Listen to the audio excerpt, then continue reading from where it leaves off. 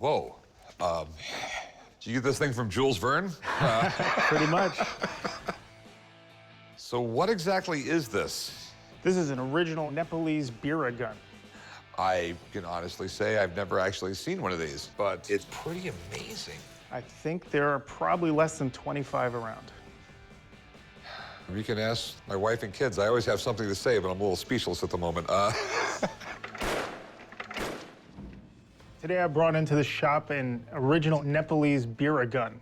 I'm a gun collector and I work in the firearms industry, and this Bira Gun fell into my lap, and it was an opportunity that I just couldn't pass up. I'm asking for $30,000, which I think is a fair price. Well, I gotta say, I'm really, really impressed. I mean, I just love the way it's designed. It was handmade in Nepal, primarily because the British would not give the Nepalese fast, rapid-firing guns at that time. What does it shoot? This shoots very old 577 450 Martini Henry. Okay. I think what happened is the Nepalese had so much stock of that round that they decided to build a gun just to shoot it. Do you know when this thing was made? So I think this was made in 1896 or 1897. I'm just sort of like baffled by it. Does it work? I've been told it works. So you haven't fired it? I have not fired this. Can I open it up? Sure.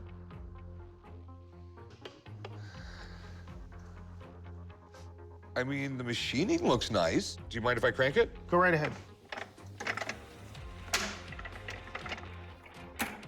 This is badass.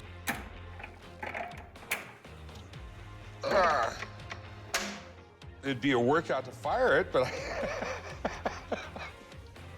I mean, it looks like it works. And how much do you want for it?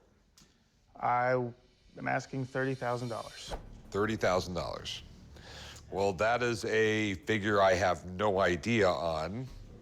Let me call up a friend. Let me get him down here. I just want him to look at this thing, confirm it's old enough for me to buy it, okay? Because if this thing is, you know, post 1899 or newer, I'm not going to deal in it because then we have to start doing federal paperwork and everything like that.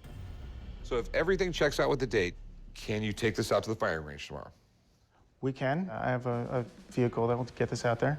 Okay. Let me go make some phone calls. I'll be right back. Okay. This Bira Gun is so rare, I don't think I'll see another one in my lifetime. So it would be great to see this thing in action, if the date checks out. This is nice. A Bira. It was named for the king of Nepal. It's a Nepalese gun. It was actually developed by a General Gehendra Shamshur Jang Bahadur Rana. How in the hell could you ever remember that? I can remember that sort of thing. But what happened was, in the late 19th century, Nepal wanted a machine gun. There were ongoing problems between Nepal and China, Nepal and Tibet, Nepal and India, and they knew that machine guns were coming out, and they wanted a machine gun. England actually ended up being the first country to recognize Nepal as a separate country. And so Nepal ended up being an ally of England.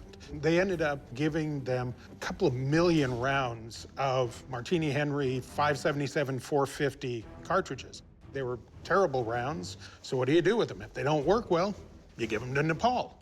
And Nepal said, well, we got to do something with them, and General Gehendra developed this. I've seen pictures of this gun before, but I've never seen one in person.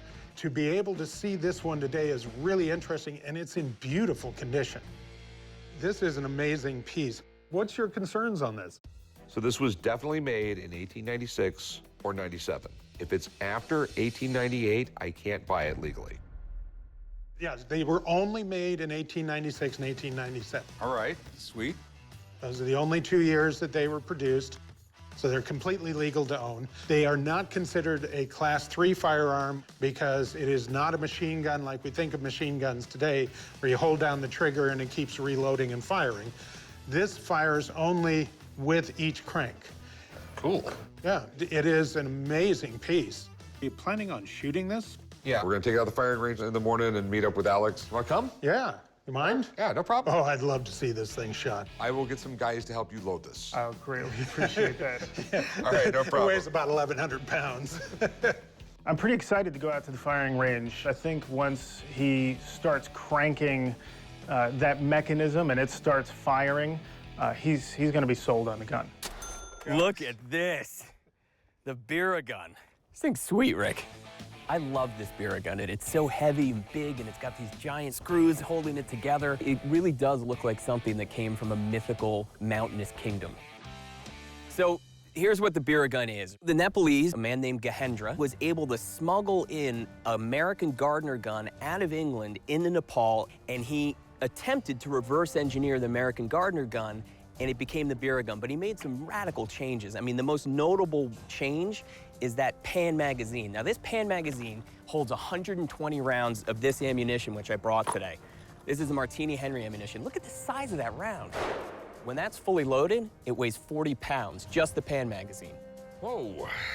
So Gahendra decided, unlike a Gardner gun that you actually push, he designed this crank to pull. And his theory was that it wouldn't fatigue the soldier firing it over time. So in essence, he could be there all day and he would be able to pull it longer than he could push it. The jury's still out on that. It is tremendously unique, and I have never seen one fire. Who's first? That's why I'm here. Okay, you're the guinea pig. On this thing, I'm happy to be. I got a tourniquet and a med kit, so if anything goes wrong, We're ready. good. We're ready. Everybody got their protection on? Good, good. Well, if it blows up, I'll take care of your wife. I'm stepping back. All righty. Nice. Nice.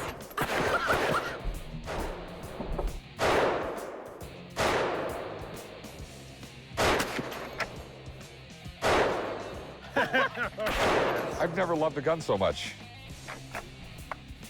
You got to try it down. This is sweet. This gun is amazing. When you are cranking that, you can feel every click, every tooth engaging in it. It's a really interesting gun. All right, here we go.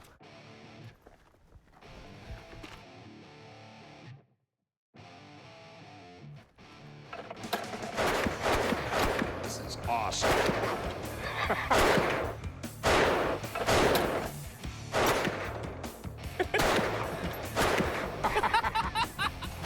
Nice. Right on target. This thing is absolutely great. This gun is awesome. I mean, really, it's that cool. It looks really, really steampunk. It looks really neat. It looks really weird. It's a great showpiece. What's it worth? Well, a few have been sold over the last couple of years. The market value for these is about $27,500. Okay. So what's your best price on this thing? I'm asking $30,000. Okay, he just said they go for right around 27,000. Okay. And it takes a tremendous amount of real estate on my showroom floor. I'll give you 18 grand for it. I can't do 18 grand. How about 26? The fact of the matter is I got to resell this thing. And quite frankly, there's not a lot of people that are going to come in my shop every day. Hey, do you have one of those Bira guns from the Himalayas? 20,000 is the most I can do. It's the most I can pay and still make sense, plain and simple.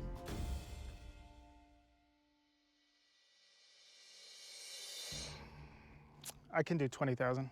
All right, sweet. I am like a kid in a candy store. This is like one of the coolest guns I've ever bought in my life. I just have to test it a few more times. I could do this all day long.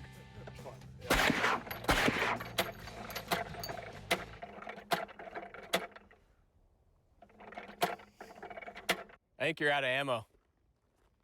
Oh, crap. I brought you in a very rare book. You have a book. You know what? My boss is right here. Hold on Okay, a quick cool. second. Hey, Rick, do you have a second to look at a book? Sure. Today was actually kind of weird. I was just looking at a book with Rick, and another one came in. It was just perfect timing. The Adventures of Tom Sawyer. Classic of American literature. This is actually the salesman sample for Tom Sawyer. Okay, that is definitely cool. I consider it the holy grail of Mark Twain collecting. All right, there you go. I really had great timing. Their book expert was actually in the shop and ready to look at it. The book is sort of like the preview for a movie. These are excerpts from Tom Sawyer. I'm prepared for tough negotiation. I've been here a few times. They always have their eye on the profit. 1876, Tom Sawyer came out. You know, Mark Twain, he was an amazing marketer. This was a period where books were normally sold in bookshops, and he decided with his publisher that he would send salesmen around trying to get, sales of his up-and-coming book.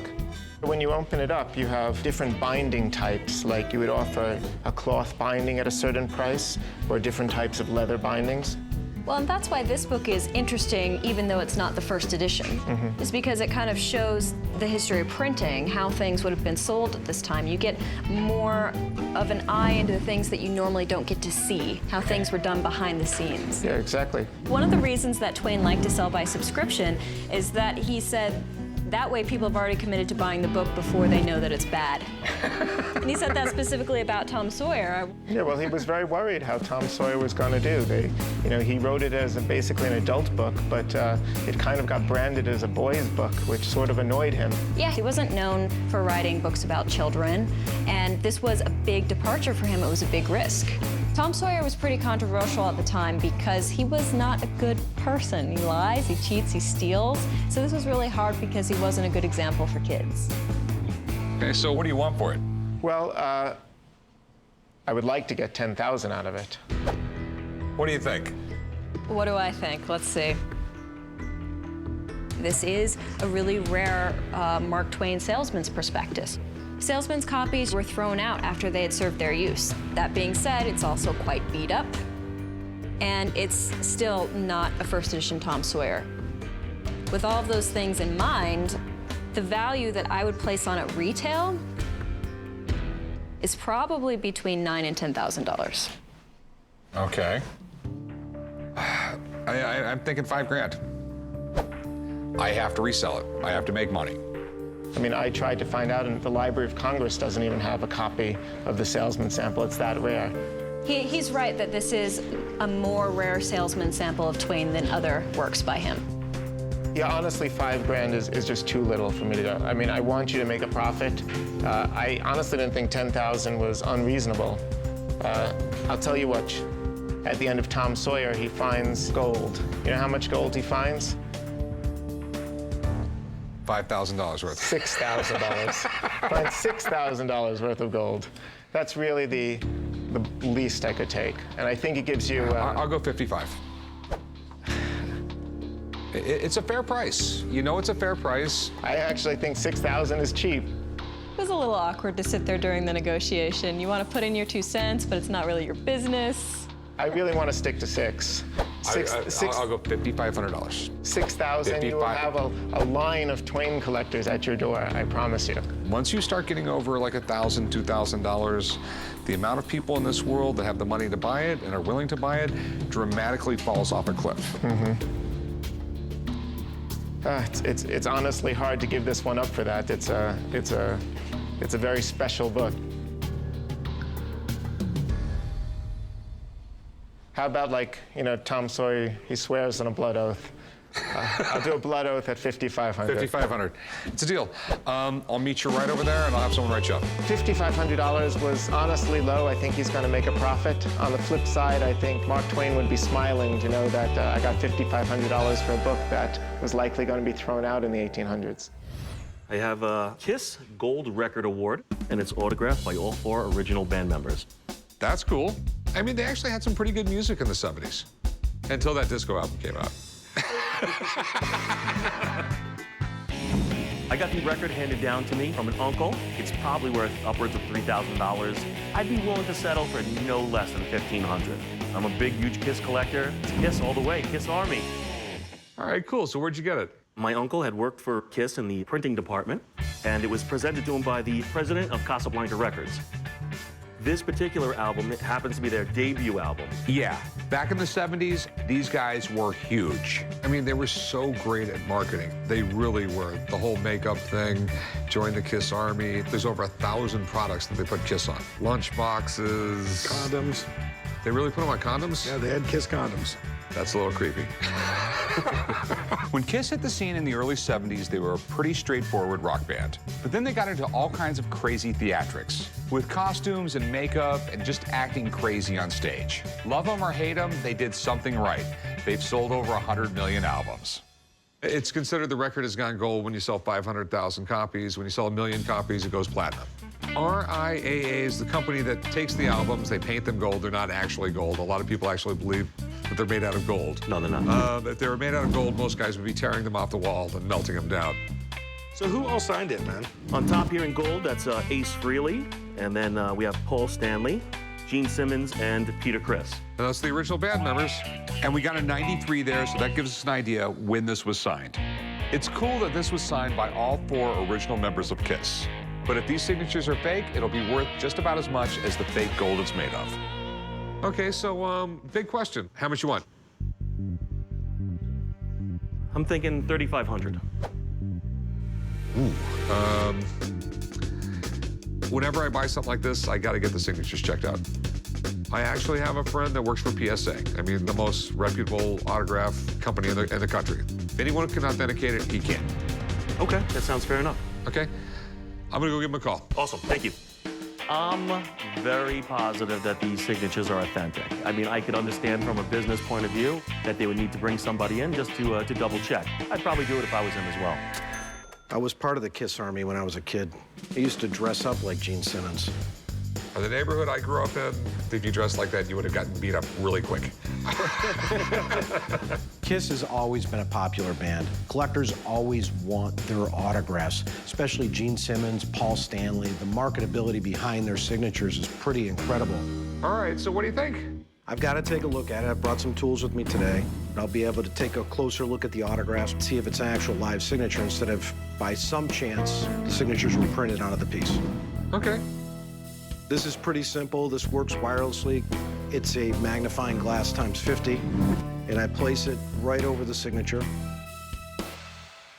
I start to see the overlapping of the signature here. This is a gold paint pen. This is from the period, so 1993, Paul Stanley dated it. And here you get a better idea as you could see the ink. You could see how thick it's put on, but that gives me a good indicator whether the signatures are live or not. These are live signatures. Okay. So they're live signatures, but are they Kiss Alive signatures? Well, the next thing I would want to do is I go into my database and I pull up known examples of Kiss autographs. And what I start to look for is the older these guys got, the more quicker these guys sign. They got to pump them out. You could tell here as I start to look and I start to compare, Gene Simmons just gets sloppy. And that's what I'm seeing here. Okay. So, they're the bands? Based on what I see here, I believe the band signed this piece. Okay, sweet. So what do you think it's worth? Realistically, in today's market, roughly about $1,200 to $1,500. Okay. Well, what about the fact that a Kiss gold record isn't exactly something that you come by every day? You know, I think you're a little low on it, actually. I hear what you're saying, but I think that you have a limited appeal when you deal with something like this, and that's why I kind of feel the value is where it's at. Okay, I mean, I guess we're at a difference of opinions on Sure. it. All right. Thanks for coming in, man. Yeah, good to see you again. Appreciate it. Appreciate it, buddy. Yeah, of course. Anytime, guys. I think one of the biggest problems that you have, man, is they're all still alive. I understand that, but, you know, given the rarity of the piece, I really feel the value is there. Okay, so I'll give you $700. No, I can't do 7. Hey, what's your best price? I'd be willing to take $1,500 for it. I'll give you $1,000. Could you bump it to $1,300? No. You know, I buy it, I gotta hang it on the wall, I gotta pay commission, so $1,050 is my best offer.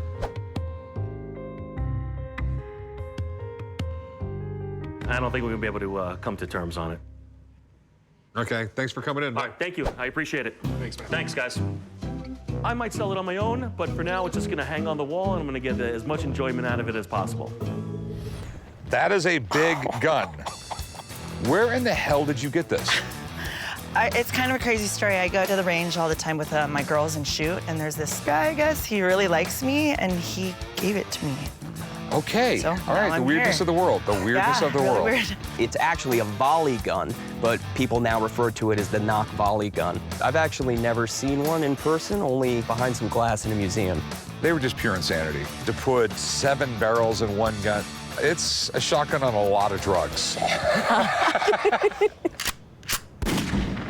There's only about 600 of these guns made, so it's a very rare item, and it looks to be in great condition. I'm selling this gun for $40,000 today. I think that a gun collector might find this an appealing purchase. It's an incredible gun. So have you fired this thing? I have not. I was nervous to shoot it because of the amount of kick that it probably has. Well, you literally got hit in the shoulder with a giant sledgehammer. Yeah, that actually was the chief complaint about them. They were designed actually for British warships. They were used in the beginning of the Napoleonic Wars. Back then, sea combat, the idea was to capture the other boat.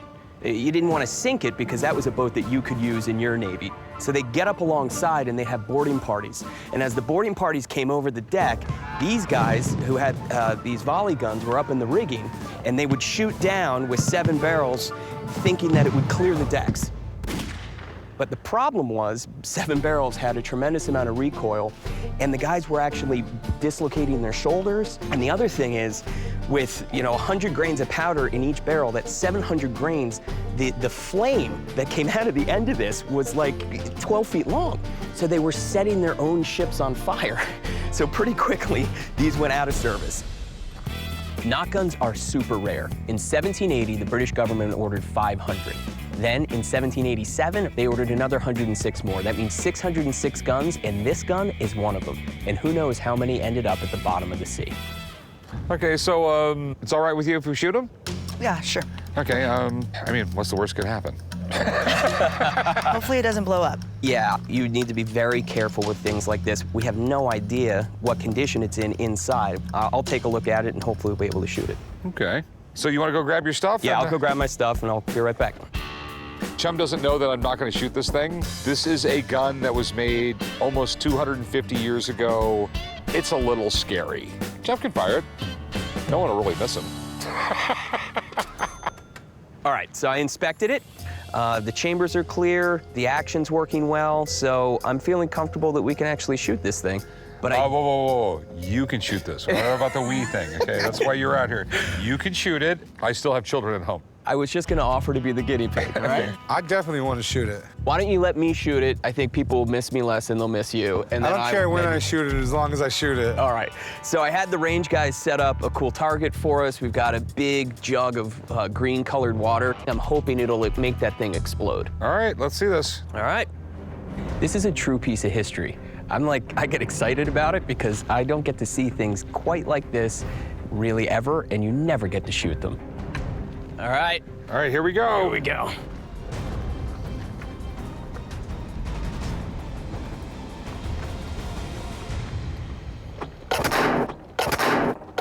Oh! Well, I don't think I hit it. I think I hit the barrel. Alex fired it and didn't even come close to the target. So it's going to be fun to watch Chum shoot this. All right, Chum, come on over. Get ready to see perfection at its finest, Rick. All right, Chum, she's ready. When you pull the trigger, it should go boom. Good luck, Chum. Hope you like your fingers.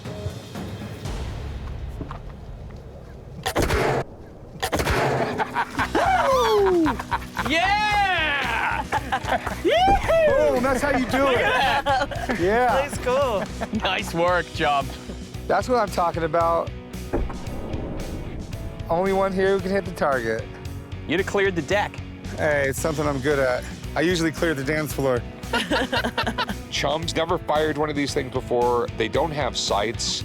Once again, Chum is the luckiest person on the planet. So, what do these things go for?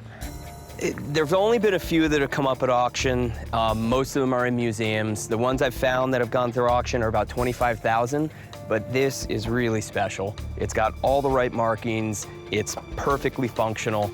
I would value this at $35,000 to $40,000. Okay.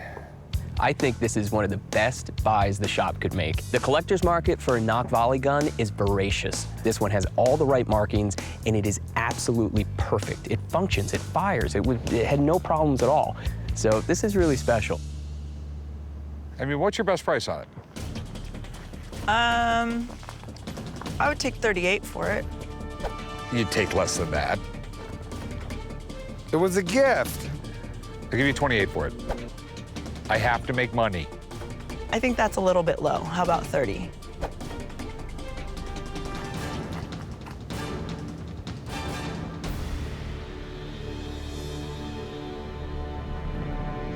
You know what? I'll give you the 30 grand for it. Great. Cool. Thank you so much. Just bring it with you over to the pawn shop. We'll do some Okay. paperwork, and I'll give you a check or cash or whatever you want. Sounds Okay? great.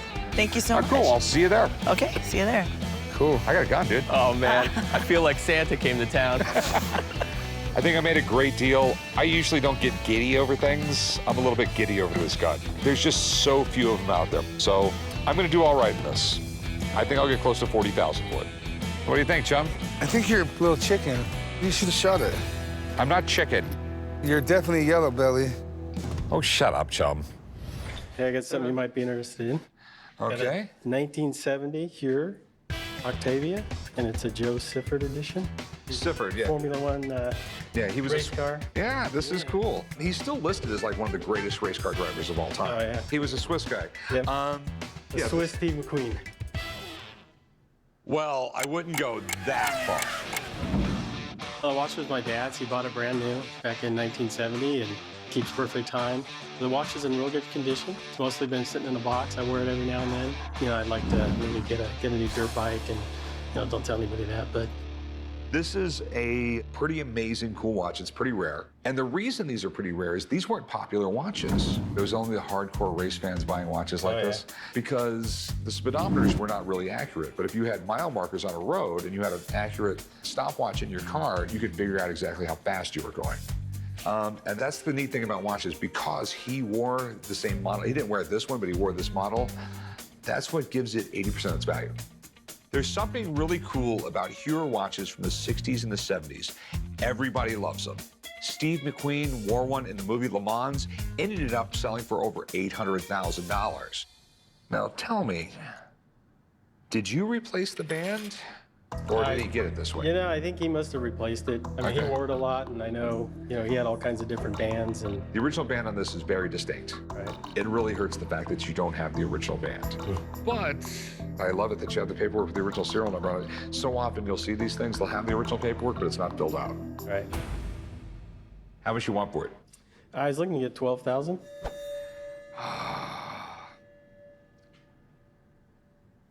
That's tough. I'll tell you what, I'll see if I can make a deal with you, okay? And if we can make a deal, I will go pop the back and make sure everything's correct. I just want to make sure it's the original movement from that time period. All right. Okay? I just don't want to take it apart, do all this work, and then you say no to my price. Do you understand me? Yeah. I'm thinking like $7 grand. $7 grand. You know, how about I could probably do 10? All right. I mean, it's got all the original stuff. I got the original box. It doesn't have all the original stuff. It doesn't have the original band. That is a very big deal. And could you do 9? I'll go 8. I have to find someone to buy it. I got to do all the work. How about 85? I'll go 8,000. Yeah, I can do 8. Okay. All right. Just remember, I'm going to go take the back off and make sure everything's legit. All right? Okay. Okay. All right. Be right back. All right. Oh, I'm feeling pretty good. That, you know, that was probably the least amount I'd take for it, and yeah, it seems like a fair price. I know he's back there somewhere taking apart the watch. I'm probably more nervous he'll break something, but no, I know it's legit. I'm pretty confident about that. Okay. We have a problem. Oh. But apparently it's going to be my problem, not yours. I'll take the risk. Obviously, he never had it serviced because the back will not come off. Oh, no. This thing is stuck on there. Yeah, it's probably been at least 25 years. I don't foresee there being a problem, but if there is, I'm screwed. I'm really happy he's still stuck to the deal, even though he couldn't get the back of the watch off. Hopefully, we'll, you know, be out in the desert racing a new dirt bike next week. Hey, how can I help you? I'd like to sell this book here. FDR meets IBN sod. You know what that is? A book on how to plant grass. Ibn Saud, that was the king of Saudi Arabia back then, right? That is really cool. The book is about the meeting between FDR and Ibn Saud, who's the king of Saudi Arabia. This book obviously has some historical significance. I'm hoping for $1,000, but any money would be fine because I got this book for free. This is a book about the meeting? Yeah. I didn't even know this existed. So where did you get this book? I was doing a foreclosure clean out. Okay. And they left a bunch of books behind. Is this the author? That's the author. Signed by the author? Do you know anything about this? I know that he was a colonel in both world wars. All right, and this is just an account of the meeting? When he met with the king of Saudi Arabia, yeah. Okay, that was right after Yalta, right? I believe so. Okay. You know what Yalta was? His friend? Right at the end of World War II, FDR actually met with a lot of leaders from the Middle East. Basically, they decided what the world was going to look like after World War II. The Middle East was really important even at that time because they knew there was oil there. Okay. We have a letter from the White House to W.A. Eddy, which is the author of the book, which says he appreciates the handling and all the arrangements for the meeting.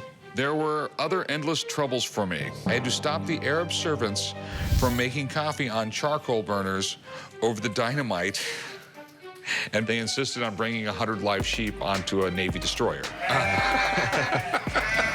This is a pretty cool account of a top secret meeting between world leaders. But in terms of how rare it is and what it's worth, I honestly have no idea. I've just never seen one before. How much do you want for it? Thinking about $1,000. Where'd you come up with that number? I did some research on the internet and then grabbed a number out of the air? And grabbed a number out of there, yeah. All right. I've seen it from 200 to 12,000, so. Okay. To tell you the truth, I have absolutely no idea how much this book is worth. I don't know who William A. Eddy is. I don't know if this thing's worth 10 bucks or worth 10,000 bucks. Do you mind if I call a friend and have her check this out? Yeah. Let me get her down here to take a look at this because I just don't know enough about it. Sounds good. All right. This thing definitely intrigues me. It's an incredibly important piece of American history. But until I get it checked out, I have no idea what it's worth. What have you got? We have a book about going to Saudi Arabia. It's very small. It is signed by the author. Yeah. I'm assuming really limited production. Yeah. So let's take a look here. We got signature, 2 signatures, and inscription. All right. Are you familiar with this author? I am, actually. Colonel Eddy, he was the man who translated for this meeting. For that reason, this is a really big deal. We need to make sure that everything went perfectly for this meeting, and that was Eddy's job. This meeting was top secret. Only 3 people knew what happened in that meeting: FDR, Ibn Saud, and Eddy himself. And that waiter guy, too. This is the beginning of America's 20th century involvement with the Near East. This is our involvement with Arab nations for the first time. One of the main things that they talked about at this meeting was the idea of creating a state for Jews in Palestine. And Ibn Saud was not a fan of that idea, which is not exactly surprising. What he suggested, actually, is that you should give parts of Germany to the Jews because Germany was responsible for the displacement. So that was his argument, which is pretty logical, but it's definitely from an Arab perspective. All right. The historical aspect of the book is really what makes this interesting and valuable. It's not so much from a literary perspective. There are interesting anecdotes in it. It's really about the historical interest. So is it worth any money? Actually, given that it's the first edition, the limited edition, with the inscriptions, I mean, this is pretty standard for the patterns of William Eddy's signature that I've seen. So you're looking at about the price of $1,000. Nice. Thanks for coming in. You are the best. No problem, Rick. Chum. See you later. Nice to see you. All right, so realistically, what do you want for it? How about 900? No, that's not going to happen. I mean, it's not signed by the president. How about $500? It appeals to a lot of people, I think. It appeals to a few people, okay? I mean, it's not that many people are going to peel off that kind of money for a book. It's really, really specialized. Okay. How about 8? How about $500? 750 sounds better. How about $500? 6? Huh? What do you say, 6? I'll tell you what, I'll do $550. $550? All right, we'll do. Okay. All right, you want to write them up, Sean? Sure. Grab your book and meet me at the counter. He is a tough negotiator, and I wish he could have came up a little bit, but I'm happy with what he gave me. Hey, can I help you? I have a Babe Ruth baseball card. Did you say Babe Ruth candy bar? Really? I was hungry. I came down to the pawn shop today to try to sell my Babe Ruth baseball card. When I found this card, holy moly, it almost crapped my britches. I like to sell it because I would like a new car. Asking $65,000 a day, but lower I would go, probably about $45,000. Where did you get this? I found it in our shed in our backyard. You just found it in a shed? It was in a lockbox. It was my grandfather's. All right, you know, this is Babe Ruth when he was still with the Red Sox. Some people consider the best baseball player ever. I mean, if he wasn't a pitcher at the beginning of his career, he would have probably hit over 1,000 home runs. Wow. No one knew him as a pitcher. Yeah, most people don't realize he started off as a pitcher. And most people don't realize what a great pitcher he was. I mean, literally 1 year of pitching, his ERA was 1.75.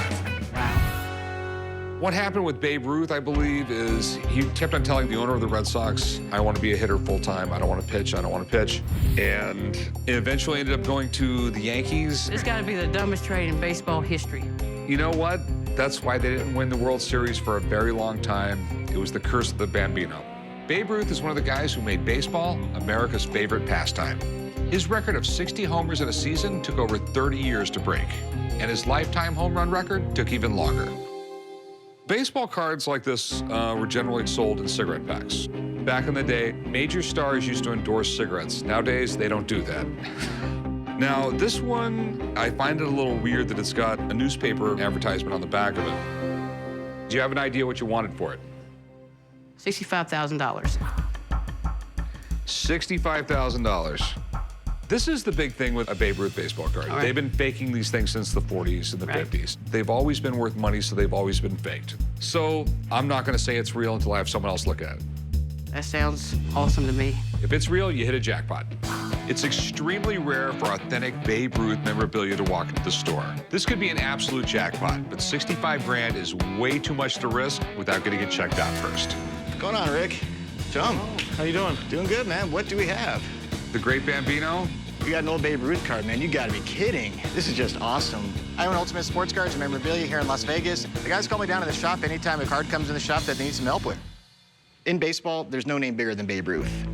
By the time he was 19, he signed a minor league contract. The problem was, since he wasn't 21, the owner of the minor league organization had to take custody of him so he could sign the contract. Then his teammates kind of teased him, saying, hey, that's Jack's newest Babe, and that's how the name Babe Ruth came to be. That's cool. Then after that, that's when the dumbest move in sports history happened, when he got sold to the Yankees. It's been over 90 years, and I'm telling you, Red Sox fans are still pissed off that the best player in the sport was dealt to finance a Broadway play to a rival, especially. To finance a Broadway play? Yeah, the owner of the Red Sox had, I guess, another interest aside from the sport, and it's known as the dumbest move ever to happen in sports. But Babe Ruth items, especially from his playing days, these are pretty much one of the only guarantees in sports memorabilia that always go up. Babe Ruth items, they appeal to any collector. His name is just so important with sports in general, it's an absolute must-have for any sports fan. What you have here is one of Ruth's earliest cards, and it's the very first ever feature him in his major league uniform. This is a top 5 must-have for any serious collector. What this is, the Sporting News, they basically had 2 200-card sets that were distributed in their publications every week. On this one, we have the Tribune advertisement, which of the 2 Babe Ruths, this one's the more preferred one. Last time I checked, there might have been maybe 40 or 50 of these known to exist. The highest graded example of this I saw sell for over $200,000 not too long ago. So is it real? We're gonna find out right now, man. All right. Let's start with condition. It's not mint, but it's not bad. The corners and the edges are actually quite nice, and what's amazing about it, the centering is almost dead on. What we're looking for is we need to analyze the paper stock and just overall feel and texture. Now, as far as value on this, nothing. What we have here is not a real card. The whole texture's off, the coating on the surface, and especially the printing. Even though the technology was pretty weak back then, it was a lot more clear than what it appears on the Babe Ruth card here. So this is without a doubt a reprint. Ah, shit. Yeah, fortunately you don't have a winning lottery ticket here, man. It is what it is. Yeah, sorry, man. Hey, well, thanks, man. Hey, you got it, Rick. Later, chum. See you later, man. These days, fake cards are actually more prevalent than ever just because the technology and the means to print them are so available. But that's the nature of the game. Well, it's a bad day now. Sorry, man. Well, have a good one, though. You too. $65,000, that close, but no cigar. You know, I'm just disappointed.